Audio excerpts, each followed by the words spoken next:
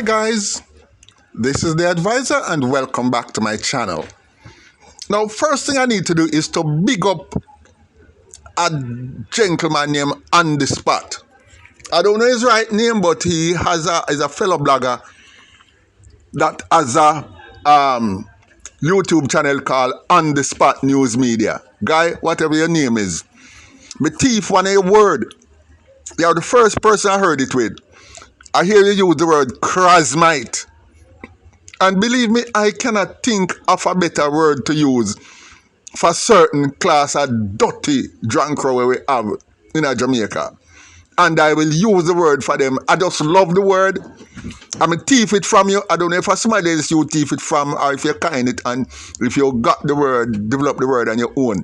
But whatever, don't, if you copyright it, may I borrow it from you. I'm going to use it because I honestly, brethren, cannot think of another word that can describe certain sitting where we have round way in a society. You understand me? So, for use of that word, me give you big up feet, say you may get it from On The Spot. Big up yourself and take care of yourself. Good blogging, brethren.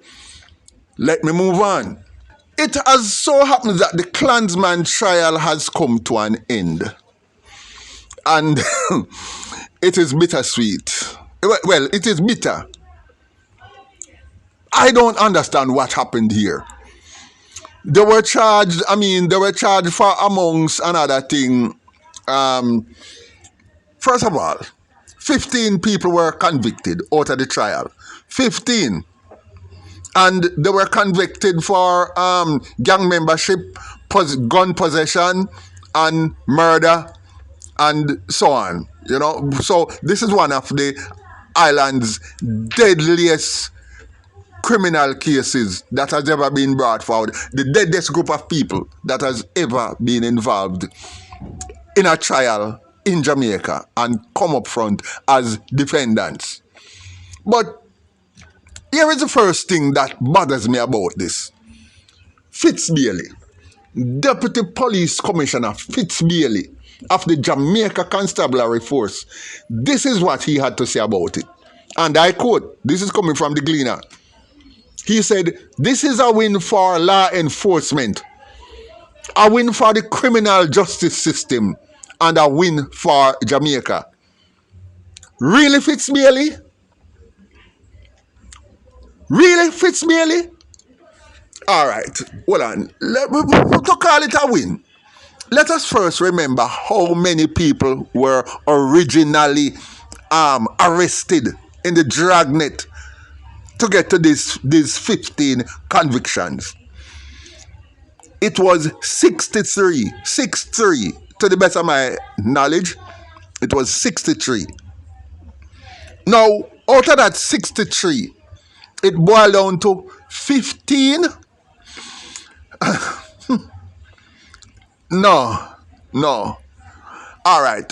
Before we go any further also, let's look at the cost. Let's do some maths and see if this is a win for Jamaica. All right. Let us take prosecuting attorneys. I hear that there were 5 prosecuting attorneys for the prosecution, right?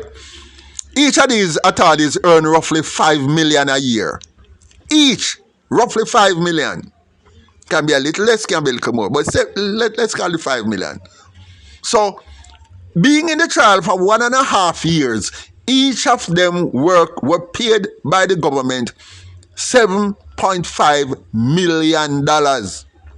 Each for the duration of the trial. Now, times that by 5. 5 judges who get $7.5 million for the 18 months, that comes up to $37 million. $37 million. No, we never started. No, some of the defendants even had state-sponsored lawyer because some of them use legal aid. Now, each of those lawyers say they get, I don't know how many lawyers they have for the defense, but they must have had at least 5. Now, those 5 lawyers would get at least the same $37 million. Now, that is $37 million times 2. Now, the DPP gets about $6 million a year for her pay. So roughly $6 million. For the year and a half, she's gonna get $9 million. So that's $9 million. And the dirty Krasmite judge, when he Brian Sykes, him get roughly $8 million a year. So 1.5 years, call that $12 million. Now, roughly, if we were to check up those figures, that is around $95 million right off the bat. $95 million, roughly. Can be a little more, can be a little less. But right there, so now, and $95 million, and we don't even finish it. Now, think of paying about 6 policemen to transport them and guard them back and forth to court for those 18 months. Then feeding them, transporting them, the gas, the electricity, the police to guard them overnight, and all of that. And we run into another $95 million right off the bat. So if we want to be modest, just say this trial cost Jamaica the better part of $200 million. Roughly. The better part of $200 million. Now, and for what? For what? Is that really money well spent? Is that we call a win? When 3/4 of the Krasmite went back on the street free, and I'm quite sure are arranging killings and everything, if they have not been out there killing since, and we call that a win for Jamaica? One serious question I have to ask is this: why does the powers that be always seem to promote Krasmites, and after they promote them, they put them in the highest positions where they can do the most damage? Is it inadvertent, or is this really a deliberate process they're carrying out? I wish I could find out that. And these men are going to be these 15 are going to prison and will be there for some years. Now think about the amount of money that will be spent on them over that time. And we call it a win. And we have to understand, we have to look at this behind the background that Jamaica's current murder rate is around 40 per 100,000. 40 per 100,000. One of the highest in the entire world. And gang violence accounts for 74% of these killings. So 3/4 of the killings are related to gangs. So if we were to destroy gangs, our murder rate would be cut by 3/4. We would only have roughly 25% of what we have now. But alright, but look at it another way. 40 per 100,000 is the murder rate in Jamaica. The world average is 16 per 100,000. 16. And when you factor in the war going on in Yemen, and when you factor in what's going on over in Eastern Europe right now, we know we are really scraping the bottom of the bucket. And we call sending 15 men to prison to go drink Hennessy and send out more contracts and hits. And we call that Jamaica has won? I don't know. You see me? I'm a practical man, I'm a practical man. I'm a pragmatist. I deal with reality and I keep things real. I am telling the world right now that I could have fixed Jamaica's gang problem with this gang and with these 63 men. I could have fixed the problem for only $15,750. $15,750, and I could have fixed everything. I could have fixed Jamaica's crime problem, and we wouldn't have this problem with what we're going on now, and it would have been set permanently. Let me tell you, based on what I've been hearing in the underworld, one 9mm round cost $250. Jamaican dollars. That's what I hear. 250. It may be more. I don't know for a fact. I've never bought any yet. Now, 63 9mm rounds cost only $15,750. And get one of that, the rear of your skull, and game over. You'll have a very bad day. Kick off the doors at 2 a.m. and deal with what you have to deal with. You know, go in there, go round them up, and carry them, go Lego them one by one out of the 63 and end up with 15. And and cost the taxpayers 200 million. You don't know what 200 million could have do? You know how much road that could have fixed? You know how much you never go at Portland yet and look at the road where the people are drive the market truck to come down out of bush all over Jamaica, and those people are productive people. And when they want to carry the produce out, they have to take donkey, carry it down. And this 200 million, and we spend it on them all Clansman. Only if we go put 15 of them in a prison, we go feed them for another 20, I don't know how many years. We stay in there and drink Hennessy and send out hits. And we call this a win for Jamaica. A win. I don't know which world we're living in. I don't know if we're the same planet we occupy. And some people may say, you know, that some of these men, out of the 63, some of these men could have been innocent. Really? Innocent? Let me tell you something. I learned one saying as a Jamaica, as a child growing up, and it stick with me. It say, if you lie with dogs, you rise with flea. If you go in a foul, if you don't go in a foulness, foul can mess by you. I want to use the S word, but this is YouTube. Now you tell me that these men hang around gangs long enough and associate with the gangs long enough for the police to pick you up, document you, get your fingerprint, record you, and everything. And after we pick you up, you're going to say, you don't belong there? Well, there's two things as far as I'm concerned.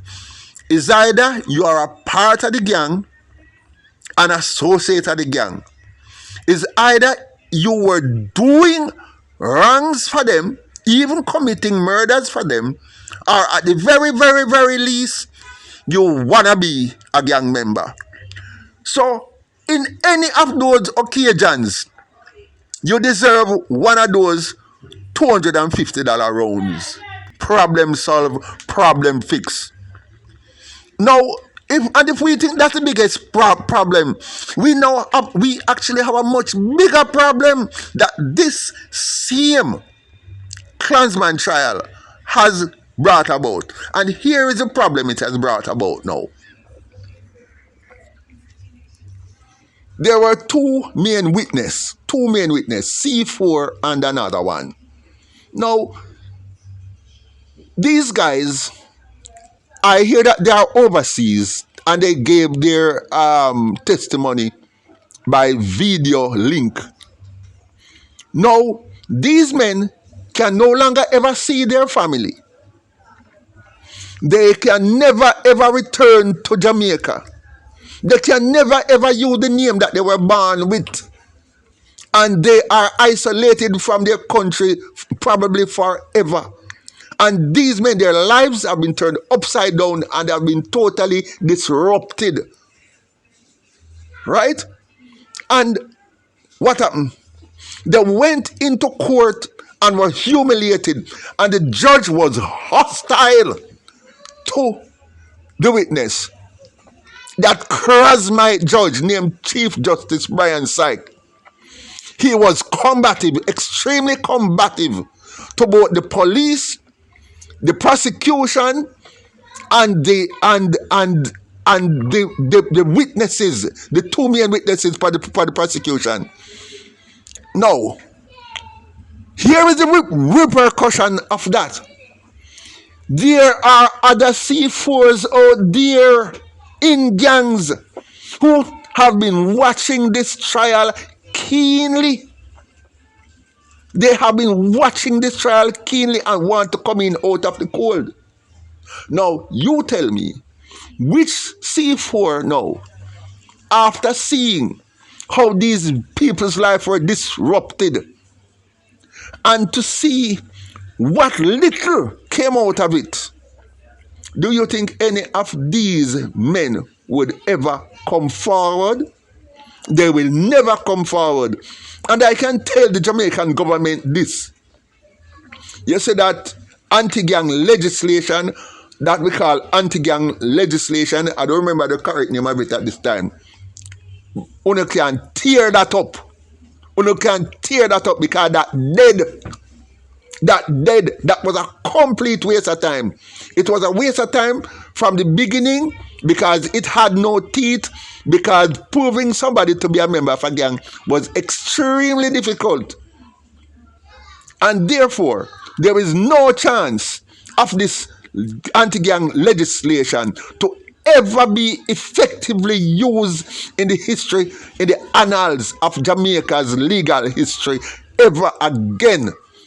Because you will never get another C4. You'll never get another witness who coming out of the gang and come to you.